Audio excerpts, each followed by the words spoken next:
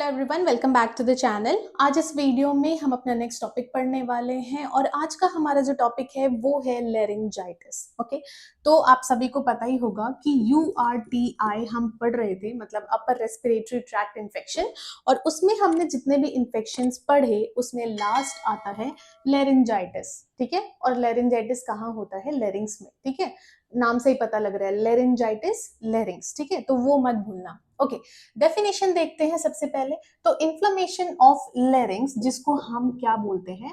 Voice box. ठीक है, तो वॉइस बॉक्स या फिर लेरिंग्स का इन्फ्लेमेशन अगर हो जाए तो उसे हम क्या बोलते हैं? लेरिंजाइटिस। ठीक है, okay. Causing hoarseness and cough. Okay, अब आपने देखा होगा कभी, मान लो आप कहीं ट्रिप पे जा रहे हो या फिर आप कहीं भी ऐसे जगह पे जा रहे हो जहां पे आप बहुत चिल्ला रहे हो। ठीक है, गाने गा रहे हो जोर जोर से और बहुत ही जोर से चिल्ला रहे हो। बहुत ज्यादा चिल्लाने के बाद या तो उसी दिन शाम को या नेक्स्ट डे आपको गले में एक हल्का सा पेन होता है, आवाज आपकी खराब हो जाती है, आप बोल नहीं पाते हो ढंग से। ठीक है, और जब आप गर्म पानी पियोगे तो आपको आराम मिलता है। That is laryngitis. ठीक है, अब देखो इसके कॉजेस क्या है। सबसे पहले इरिटेंट्स। ठीक है, इरिटेंट्स मतलब कुछ ऐसी चीजें जो आपके गले को इरिटेट कर रही है, वॉइस बॉक्स को इरिटेट कर रही है। ठीक है, तो क्या होता है? स्मोक हो सकता है, कहीं धुआं होता है तो हम क्या होते हैं? खांसने लग जाते हैं ना, हमको खांसी आ जाती है बहुत जोर से।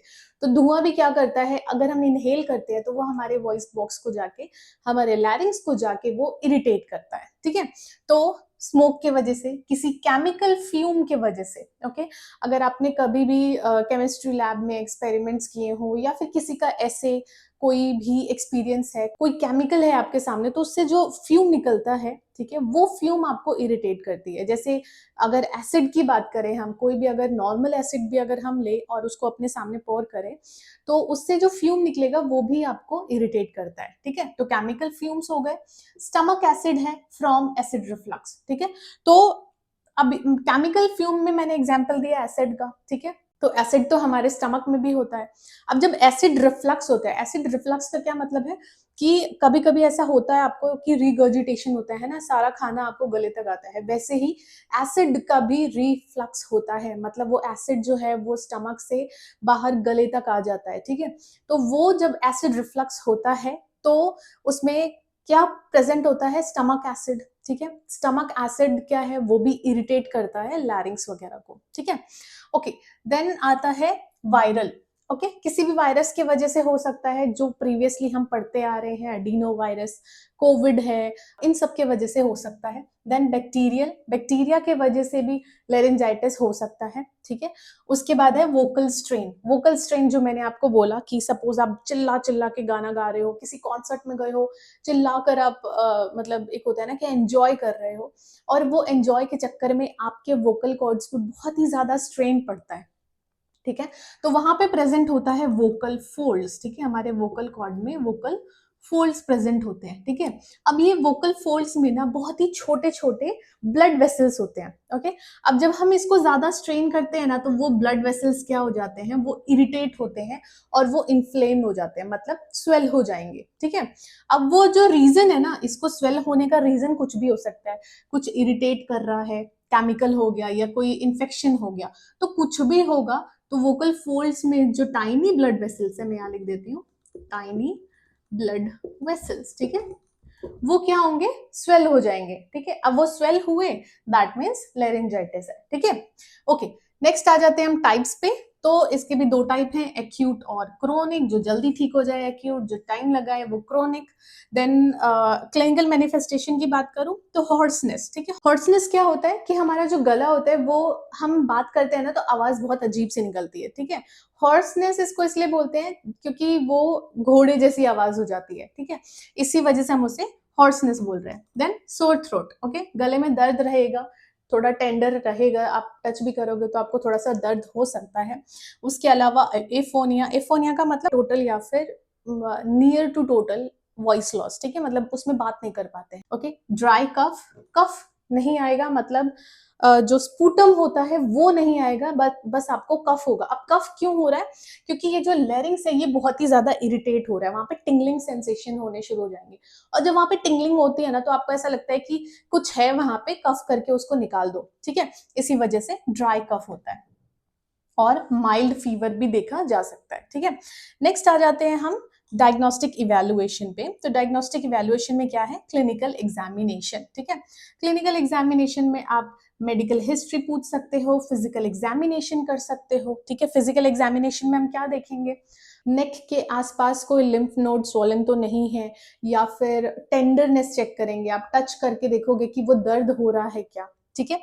तो ये हो गया क्लिनिकल एग्जामिनेशन। उसके अलावा हम करेंगे थ्रोट कल्चर। थ्रोट कल्चर हम पढ़ते आ रहे हैं, थ्रोट कल्चर में थ्रोट स्वॉब, वही जो स्वॉब लेना है और उसके बाद चेक करना है कि उसमें बैक्टीरियल ग्रोथ है कि क्या है, ठीक है। उसके अलावा लेरिंगोस्कोपी। लेरिंगोस्कोपी क्या होता है, लेरिंगोस्कोप इमेज में आप देख सकते हो, ये एक मेडिकल टूल है जिससे हम लेरिंग्स या फिर हमारा जो वॉइस बॉक्स होता है उसको हम देखने के लिए क्या यूज करते हैं, ठीक है, दैट इज लेरिंगोस्कोप। और उस जो वो प्रोसेस है देखने का उसको हम लेरिंगोस्कोपी बोलते हैं, ठीक है। तो लेरिंगोस्कोपी से हम क्या कर रहे हैं, हम लेरिंग्स को देख रहे हैं कि वहां पे क्या हुआ है, ओके। देन आता है मैनेजमेंट। मैनेजमेंट में एज सच इतना कोई मेडिकल ट्रीटमेंट नहीं होता है लेरिंजाइटिस का। अगर बैक्टीरियल और वायरल है तो हम उसके लिए एंटीबायोटिक्स और एंटीवायरल दे सकते हैं। अगर बैक्टीरियल है तो एंटीबायोटिक, और अगर वायरल है तो एंटीवायरल, ओके। उसके अलावा अगर दर्द हो रहा है तो एनाल्जेसिक दे सकते हैं, फीवर हो रहा है तो पीसीएम दे सकते हैं विच इज एंटीपायरेटिक। लेकिन इतना कोई ज्यादा ट्रीटमेंट इसमें नहीं होता है। इसमें बस आपको ध्यान देना होता है, अगर लेरिंजाइटिस किसी को भी है तो वो कुछ टाइम के लिए थोड़ा ना बोले, कम बोले या धीरे बात करने की कोशिश करे। बेसिकली आपको अपने वॉइस बॉक्स पे ना स्ट्रेन नहीं देना होता है, मतलब उसको ज्यादा परेशान नहीं करना है, ठीक है। तो देखो यहाँ लिखा है voice rest. Voice rest as in बात मत करो। हाइड्रेशन, प्रॉपर हाइड्रेशन रखो, ठीक है, पानी अच्छे से पीना है। उसके अलावा स्टीम इनहेलेशन, ठीक है। तो जब हम स्टीम करते हैं तो स्टीम से भी वो जो भी स्वेलिंग वहां पे हुई है वो थोड़ा बहुत उसको सूद करेगा, और इरिटेट अगर हो रहा है वहां पे, अगर जो वॉइस बॉक्स है वो इरिटेट हो रहा है तो वो थोड़ा नॉर्मल होगा, ठीक है। देन एनाल्जेसिक, एंटीबायोटिक, एंटीवायरल मैंने आपको बता दिया। अगर मैं नर्सिंग मैनेजमेंट की बात करूं तो उसमें स्मोकिंग को अवॉइड करना है, मतलब सजेशन देना है कि स्मोकिंग अवॉइड करे, अगर कोई भी स्मोक करता है तो अवॉइड करे, ओके। और रेस्पिरेशन जो है वो मॉनिटर करना है। उसके अलावा प्लेंटी ऑफ फ्लूइड्स प्रोवाइड करने हैं पेशेंट को, और वॉइस रेस्ट देना है, ठीक है। तो ये तो हो गया अबाउट लेरिंजाइटिस, ओके। इसका जो प्रिवेंशन है वो सेम बाकी प्रिवेंशन की जैसा ही है, हैंड वॉश प्रॉपरली करो, देन मास्क लगा के जाओ कहीं भी, ओके। तो जो प्रिवेंशन हम यूआरटीआई में पढ़ते आ रहे हैं वही प्रिवेंशन यहाँ भी होगा, ओके।